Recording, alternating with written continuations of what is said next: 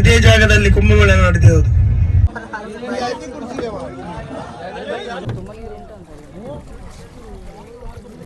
Guys ನಾವಿವಾಗ return ಹೋಗ್ತಾ ಇದ್ದೇವೆ, ಯಾಕಂದ್ರೆ ಇಲ್ಲಿ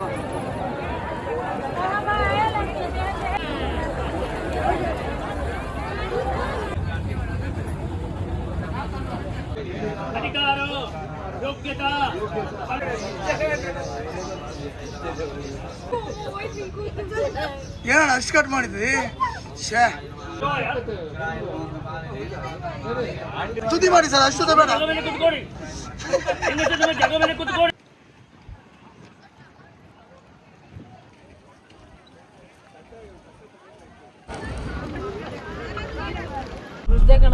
ಬ್ರಿಡ್ಜ್ ಅಲ್ಲಿ ನೋಡಿ, ಬ್ರಿಡ್ಜ್ ಕೂಡ ಕಾಣಿಸ್ತಾ ಇಲ್ಲ, ಜನರು ತೋರ್ತಾ ಇಲ್ಲ, ಏನು ಕಾಣಿಸ್ತಾ ಇಲ್ಲ.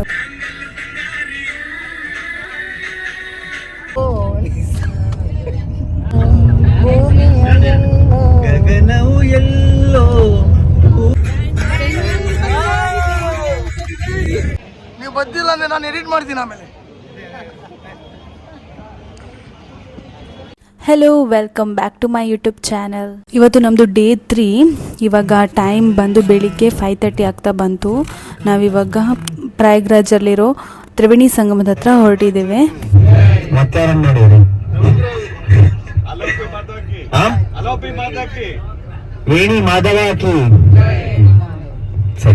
ಗೈಸ್ ಇದು ಪ್ಲೇಸ್ ನೋಡಿ, ಕುಂಭಮೇಳ ಇಲ್ಲೇ ನಡೆದಿದ್ದು.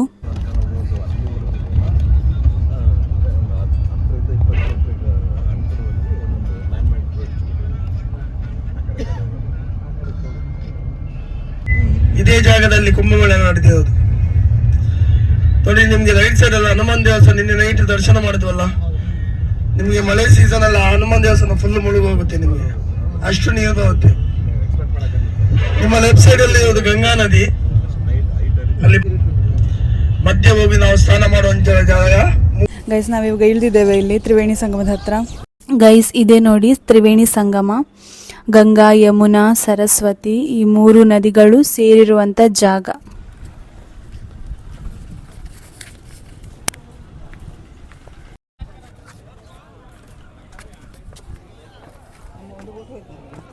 ಒಂದು ಬೋಟ್ ಆಯ್ತಾ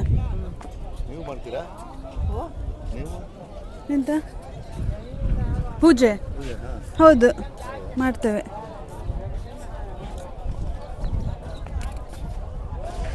ಗೈಸ್ ನೋಡಿ, ಇವಾಗ ನಮಗೆ ಆ ಬೋಟ್ ಹತ್ಕೊಂಡು ಹೋಗ್ಲಿಕ್ಕಿದೆ. ಅಲ್ಲಿ ನಿಲ್ಲಿಸ್ತಾರೆ ಅವರು, ಅಲ್ಲಿ ನಮಗೆ ಮುಳುಗಲಿಕ್ಕೆ. ಹಾಂ ತಗೊಳ್ತೀನಿ. ಇವಾಗ ನಮ್ಮನ್ನು ಬೋಟಲ್ಲಿ ಕರ್ಕೊಂಡು ಹೋಗ್ತಾರೆ, ಅಲ್ಲಿ ನದಿಯ ಮಿಡಲ್ವರೆಗೆ ಕರ್ಕೊಂಡು ಹೋಗ್ತಾರೆ. ನಮಗೆ ಅಲ್ಲಿ ಮುಳುಗಲಿಕ್ಕಿದೆ.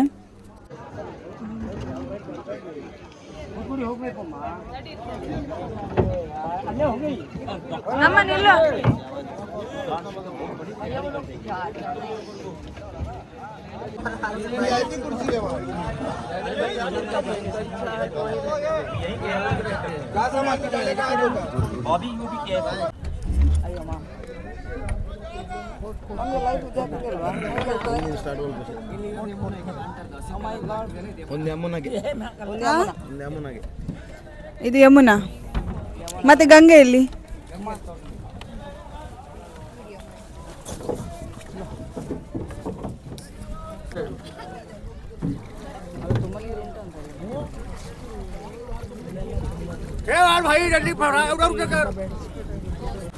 ಇಲ್ಲಿ ದೀಪ ಹಚ್ಲಿಕ್ಕೆ ಉಂಟಂತ ಹೇಳಿದ್ರು, ಸೊ ಇದನ್ನು ತಗೊಂಡ್ವಿ.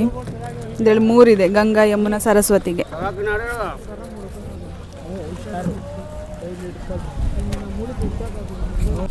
ಗೈಸ್ ನಾವಿವಾಗ ರಿಟರ್ನ್ ಹೋಗ್ತಾ ಇದ್ದೇವೆ, ಯಾಕಂದರೆ ಇಲ್ಲಿ ಲೈಟಾಗಿ ಮಳೆ ಸ್ಟಾರ್ಟ್ ಆಯಿತು. ಸೊ ಸ್ವಲ್ಪ ಗಾಳಿ ಇದೆ, ಹಾಗಾಗಿ ಸ್ವಲ್ಪ ವೆಯ್ಟ್ ಮಾಡಬೇಕು ಅದು ಫುಲ್ ಕ್ಲಿಯರ್ ಆಗೋವರೆಗೆ. ಅದಕ್ಕೆ ಇವಾಗ ರಿಟರ್ನ್ ಬಂದಿದ್ದೇವೆ ಇಲ್ಲೇ.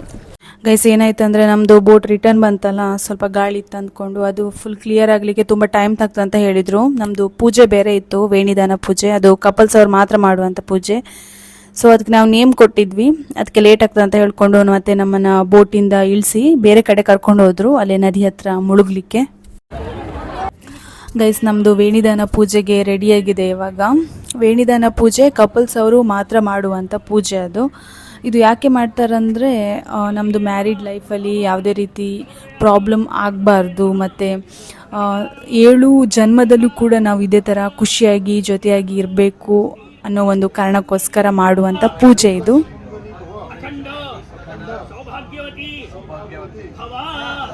7 ಜನ್ಮದಲ್ಲಿ ಕೂಡ ನಮಗೆ ಇವರೇ ಹಸ್ಬೆಂಡ್ ಆಗಿ ಸಿಗಬೇಕು ಮತ್ತು ಇವರೇ ವೈಫ್ ಆಗಿ ಸಿಗಬೇಕಂತ ಇದ್ದರೆ ಈ ಒಂದು ಪೂಜೆನ ಮಾಡಬೇಕು.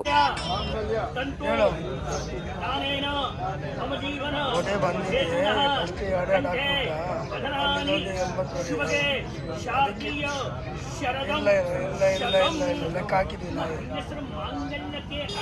ಲೆಕ್ಕ ಹಾಕಿದ್ದೀವಿ 84 ಕೋಟಿ ಇದೆ.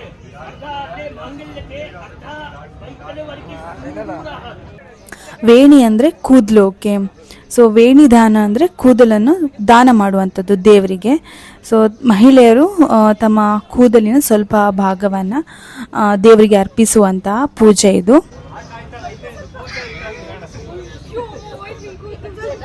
ಏನಣ್ಣ ಅಷ್ಟು ಕಟ್ ಮಾಡಿದ್ವಿ?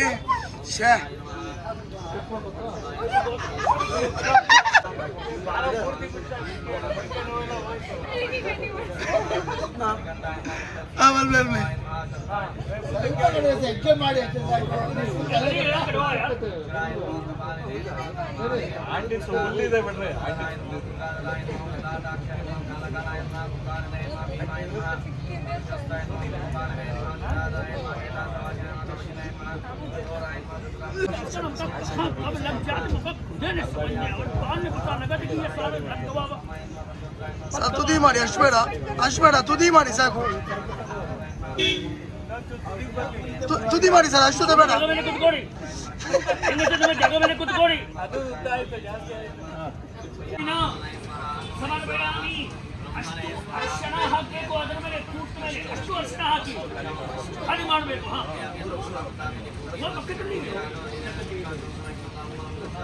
ಅಷ್ಟು ಅರ್ಶನ, ಅಷ್ಟು ಕುಂಕುಮ ಮುಟ್ಟಿಗೆ ಖಾಲಿ ಮಾಡಬೇಕು. ಅರ್ಶನ ಕುಂಕುಮ 2.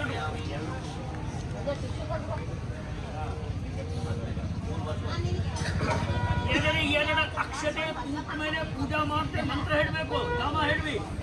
ಹೆಂಗಸರು ಹೇಳಿ: ಕೇಶವೇಣಿಯೈ ನಮಃ, ತ್ರಿವಿಧ ಅಗನಾಶಿನಿಯೈ, ಇಷ್ಟಲಕ್ಷ್ಮಿ, ಧನಲಕ್ಷ್ಮಿ, ಧಾನ್ಯಲಕ್ಷ್ಮಿ, ವಿದ್ಯಾಲಕ್ಷ್ಮಿ, ಅಖಂಡಲಕ್ಷ್ಮಿ, ಸೌಭಾಗ್ಯಲಕ್ಷ್ಮಿ, ವ್ಯಾಪಾರಲಕ್ಷ್ಮಿ. ಗತಂ ಪಾಪಂ, ಗತಂ ಪಾಪಂ, ಗತಂ ದುಃಖಂ, ಗತಂ ದಾರಿದ್ರ್ಯ, ದೇವಚ ಆಗತ ಸುಖಸಂಪತ್ತಿ ಪುಣ್ಯಾಶ್ಚ ತವ. ಇದು ಪೂಜೆ ಒಂದು ಅರ್ಧ ಮುಕ್ಕಾಲು ಗಂಟೆ ತನಕ ಇತ್ತು.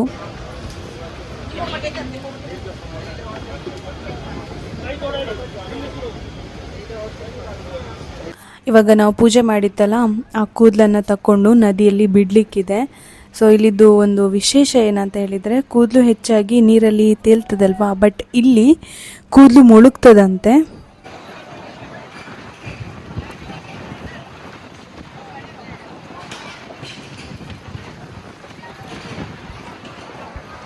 ಗೈಸ್, ನಾವು ಬೇಗ ಬೋಟಿಂದ ಇಳಿದು ಅಲ್ಲಿ ಹತ್ತಿರದಲ್ಲೇ ಮುಳುಗ್ಲಿಕ್ಕೆ ಹೋಗಿದ್ದು ಒಳ್ಳೇದೇ ಆಯಿತು. ಯಾಕಂದರೆ ಜೋರು ಗಾಳಿ ಸ್ಟಾರ್ಟ್ ಆಯ್ತಾಯ್ತಾ, ಮತ್ತು ಯಾವ ಬೋಟ್ ಕೂಡ ಬಿಡಲಿಲ್ಲ. ನಾವು ಪೂಜೆ ಮಾಡಬೇಕಿದ್ರೆ ಸ್ವಲ್ಪ ಹೊತ್ತಲ್ಲೇ ಒಂದೇ ಸಲ ಗಾಳಿ ಬೀಸ್ಲಿಕ್ಕೆ ಸ್ಟಾರ್ಟ್ ಆಯಿತು.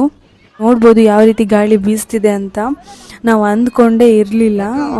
ಆವಾಗ ಸ್ವಲ್ಪ ಲೈಟಾಗಿ ಗಾಳಿ ಬರ್ತಿತ್ತಲ್ವ, ಆಮೇಲೆ ಅದು ಸ್ಟಾಪ್ ಆಗುತ್ತೆ, ಆಮೇಲೆ ಬೋಟೆಲ್ಲ ಬಿಡ್ತಾರಂತಲೇ ಅಂದ್ಕೊಂಡಿದ್ದು. ಬಟ್ ಈ ಲೆವೆಲಿಗೆ ಗಾಳಿ ನಾನು ಲೈಫಲ್ಲೇ ನೋಡಿಲ್ಲ ಗೈಸ್. ಇವಾಗ ನಾವು ಆ ಕೂದಲನ್ನು ನದಿಗೆ ಬಿಡ್ತಾ ಇದ್ದೇವೆ.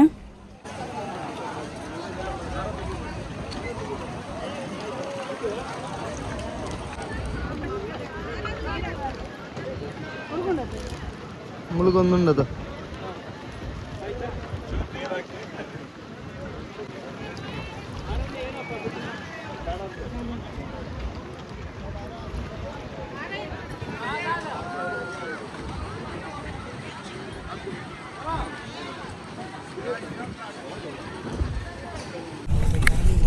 ಗೈಸ್, ಗಾಡಿ ನೋಡಿ ಯಾವ ರೀತಿ ಬರ್ತಾ ಇದೆ ಅಂದರೆ,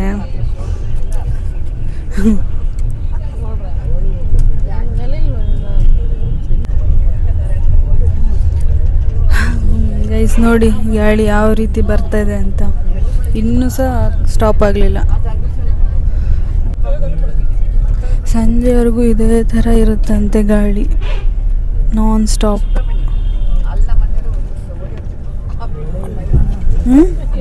ಅಲ್ಲಿ ನೋಡಿ ಗೈಸ್, ಅಲ್ಲಿ ಹೊಳೆನೇ ತೋರ್ತಾ ಇಲ್ಲ, ಅಷ್ಟು ಇದು ಧೂಳು. ಬ್ರಿಡ್ಜೇ ಅಲ್ಲಿ ನೋಡಿ, ಬ್ರಿಡ್ಜ್ ಕೂಡ ಕಾಣಿಸ್ತಾ ಇಲ್ಲ. ಬ್ರಿಡ್ಜ್ ಕೂಡ ಕಾಣಿಸಲ್ಲ, ಅಷ್ಟು ಧೂಳಲ್ಲ ಅದು.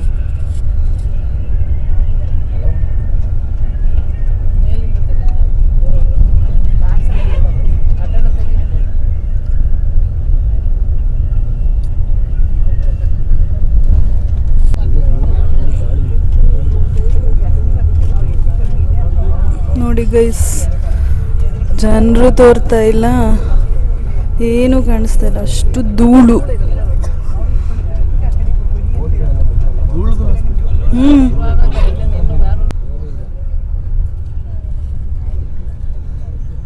ಗೈಸ್ ಸಾಕಾಯ್ತು ಈ ಗಾಳಿಯಲ್ಲಿ, ಕಣ್ಣನ್ನೆಲ್ಲ ಧೂಳು ಹೋಗ್ಬಿಟ್ಟಿದೆ. ಹಾಂ, ಹೊಸ ಅನುಭವ ಅಮ್ಮನಿಗೆ, ನನಗೂ. ಇವಾಗ ನಾವು ಗಯಕ್ಕೆ ಹೋಗ್ತಾ ಇದ್ದೇವೆ. ಗಯಕ್ಕೆ ಹೊರಟಿದ್ದೇವೆ. ಇನ್ನು ತುಂಬ ಲಾಂಗ್ ಇದೆ ಜರ್ನಿ. ಈ ಧೂಳಲ್ಲಿ ಸಾಕಾಗೋಯ್ತು ಗೈಸ್. ಇವಾಗ ಎಷ್ಟೊತ್ತಿಗೆ ಹೋಗಿ ಸ್ನಾನ ಮಾಡೋದಂತ ಆಗಿದೆ. ಫುಲ್ಲು ಸ್ಕಿನ್ನಲ್ಲಿ ಫುಲ್ಲು ಧೂಳು, ಅಂಟು ಸ್ಕಿನ್ನೆಲ್ಲ. ಸೊ ಇವಾಗ ಗಯಕ್ಕೆ ಹೊರಟಿದ್ದೇವೆ. ಅಲ್ಲೇ ರೂಮ್ ಮಾಡಿದ್ದಾರೆ. ಸೊ ತುಂಬ ಲಾಂಗ್ ಇದೆ ಇಲ್ಲಿಂದ. ಇವಾಗ 9:45 ಆಗ್ತಾ ಬಂತು. ಅಲ್ಲಿ ಮುಟ್ಟುವಾಗ ಒಂದು ಈವ್ನಿಂಗ್ ಆಗ್ಬೋದು.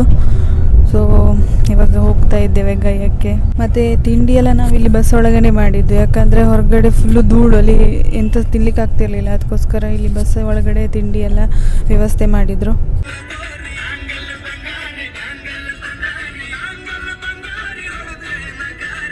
ಬಸ್ಸಲ್ಲಿ ನಾವು ಜರ್ನಿ ಮಾಡಬೇಕಿದ್ರೆ ನಮಗೆ ಬೋರ್ ಅಂತ ಅನಿಸಿಲ್ಲ, ಯಾಕಂದರೆ ಒಬ್ಬೊಬ್ಬರು ಒಳ್ಳೆ ಎಂಟರ್ಟೈನ್ಮೆಂಟ್ ಮಾಡ್ತಾಯಿದ್ರು ನೋಡಿ. ಒಬ್ಬರು ಡ್ಯಾನ್ಸ್ ಮಾಡ್ತಾಯಿದ್ರು, ಒಬ್ಬರು ಸಾಂಗ್ ಹಾಡ್ತಾಯಿದ್ರು.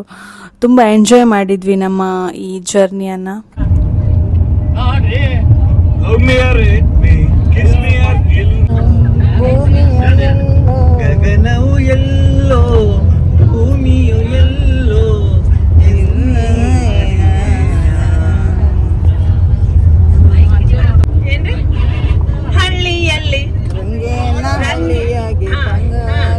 ಮತ್ತು ನಮಗೆ ಗೇಮ್ಸ್ ಎಲ್ಲ ಆಡಿಸಿದ್ರು, ಹೌಸಿ ಗೇಮು. ಅದರಲ್ಲಿ ನಾವು ಕೂಡ ವಿನ್ ಆದ್ವಿ, ನಾನು ಮತ್ತು ನಮ್ರತ ಅವರು. ಫುಲ್ ಹೌಸ್ ಆಗಿದೆ, ಈಗ ಇನ್ನೊಂದು ಫುಲ್ ಹೌಸ್ ಆಡಿ.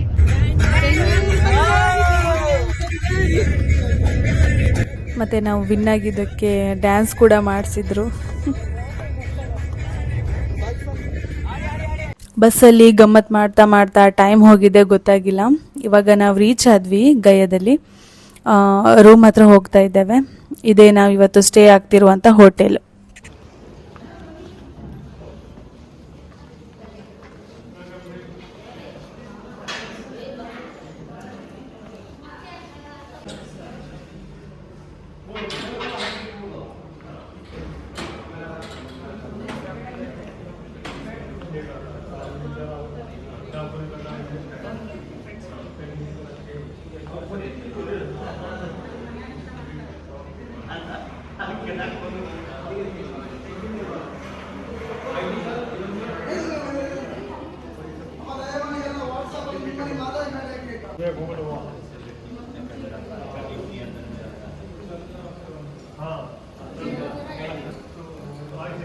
ಗೈಸ್, ಇದು ನಮ್ಮ ರೂಮು, ಯಾವ ಥರ ಉಂಟಂತ ತೋರಿಸ್ತೇನೆ.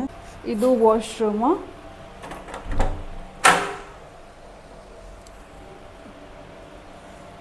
ಈ ಥರ ಇದೆ.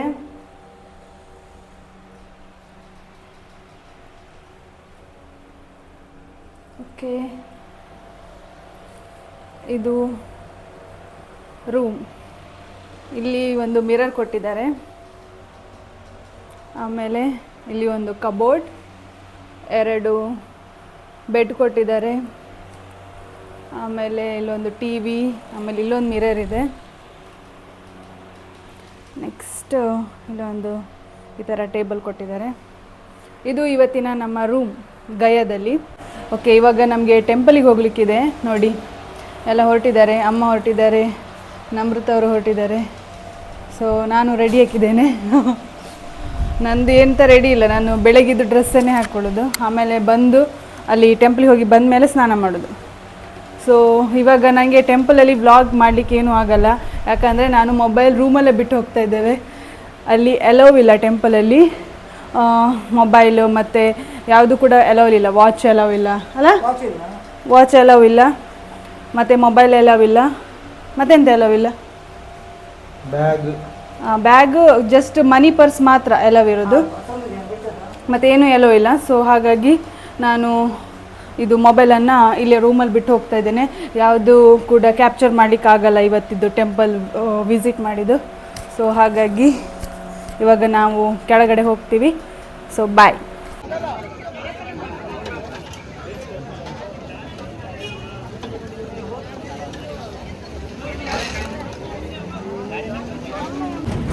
हमारा 350 उसका आधा चाहिए 350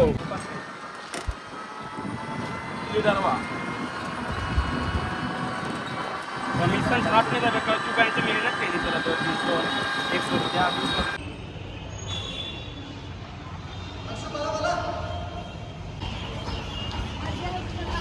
ಹಲೋ ಇಲ್ಲ ಒಳಗೆ ಗೈಸ್, ಇಷ್ಟೇ ನನಗೆ ಕ್ಯಾಪ್ಚರ್ ಮಾಡಲಿಕ್ಕಾಗಿದ್ದು. ಮತ್ತು ನನಗೆ ಮೊಬೈಲ್ ಅಲೋವ್ ಇರಲಿಲ್ಲ ಒಳಗಡೆ. ಸೊ ಈ ವ್ಲಾಗ್ನ ನಾನು ಇಲ್ಲಿಗೆ ಎಂಡ್ ಮಾಡ್ತೇನೆ. ಇನ್ನು ನೆಕ್ಸ್ಟ್ ವ್ಲಾಗಲ್ಲಿ ಸಿಗುವ. Thanks for watching. Bye bye.